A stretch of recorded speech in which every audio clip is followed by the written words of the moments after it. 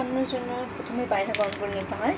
আর আমি আজকে করবো হচ্ছে স্যুপ, থাই স্যুপটা, যেটা ম্যাগি দিতে, এটা রেডিমেড, জাস্ট হচ্ছে গরম পানির মধ্যে দিয়ে দিতে হয়। আপনি চাইলে একটু লবণ দিতে পারবেন কিংবা একটু মরিচ দিতে পারবেন, বাট এখানে সব কিছু দেওয়া থাকে। আপনি মানে জাস্ট গরম পানিতে দিয়েও খেতে পারবেন, আর কিছু দিতে হবে না।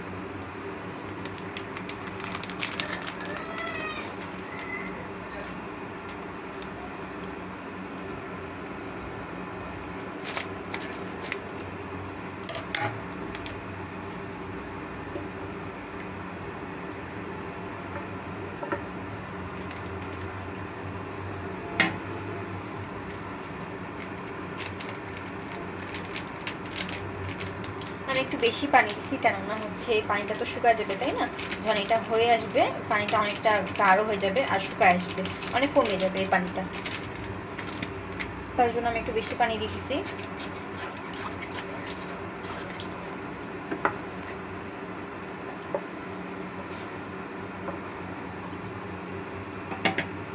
হালকা একটু লবণ দিয়ে দিব,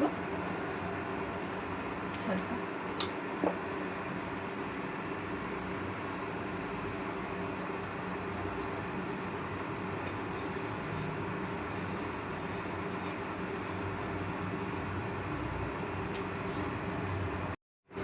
এটা অবশ্যই মিডিয়াম আঁচে রাখবেন আর নাড়তে থাকবেন, আস্তে আস্তে নাড়তে থাকবেন যাতে এটা হচ্ছে সুন্দরভাবে হয়। মিডিয়াম আঁচে রাখবেন সবসময়, এটা হাই হিটে দেওয়ার প্রয়োজন নেই। আর এটাতে লবণ আর সব মশলা দেওয়া আছে, ঝাল টাল সব কিছুই দেওয়া আছে। আপনি চাইলে এক্সট্রাভাবে অ্যাড করতে পারবেন মরিচ কিংবা লবণ, আপনার যেরকম পছন্দ সেভাবে আপনি আর কি করতে পারবেন। তবে আমি এখানে শুধুমাত্র একটু লবণ অ্যাড করছি, আর কোনো কিছু অ্যাড করিনি, কেননা এটাতে সবসময় সব কিছু ঠিক থাকে, এই জন্য আর কি আমি কোনো কিছু দিইনি।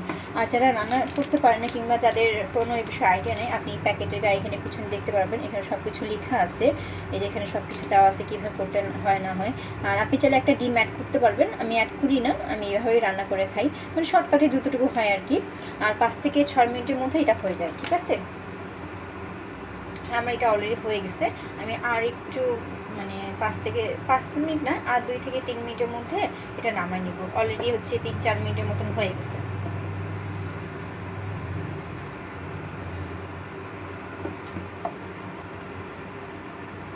এটা হয়ে গেছে, এই যে হয়ে আসছে। এটা আমি যখন নামাই নিব এটা আরও ঘন হবে, আরও গাঢ় হবে। হ্যাঁ, এই জন্য আমি কিন্তু একটু বেশি করে পানি দিয়ে দিচ্ছি, যাতে এটা হচ্ছে একটু নামানোর পর ঠিক থাকে। আর অনেকে এর থেকেও গাঢ় খায়, এর থেকে অল্প পানি দেয়, যে পানি একটু বেশি করে দেয় যাতে নামানোর পরও ঠিকঠাক থাকে, গাঢ় ঘন তো সব কিছু ঠিক থাকে। আবার অনেকে হচ্ছে পেঁয়াজ মরিচ তেলে দিয়ে এটা রান্না করে, যেমন আমার আম্মু পেঁয়াজ মরিচ তেলে দেয়, একটু মরিচ, একটু রসুন, তারপর একটু পেঁয়াজ কাটে একটু তেলে দিয়ে তারপরে এটা দিয়ে দেয়। মানে এক একজন এক একভাবে রান্না করে খায় আর কি। আমার কাছে এটা সব থেকে শর্টকাট মনে হয়, তাই আমি এইভাবেই রান্না করে খাই। যাই হোক, এটা আমার হয়ে গেছে, এখন খাওয়ার পালা শেষ। অলরেডি এটা হয়ে গেছে, নামানোর পর এটা সুন্দর একটা ঘনত্ব থাকবে, এইটুকুই।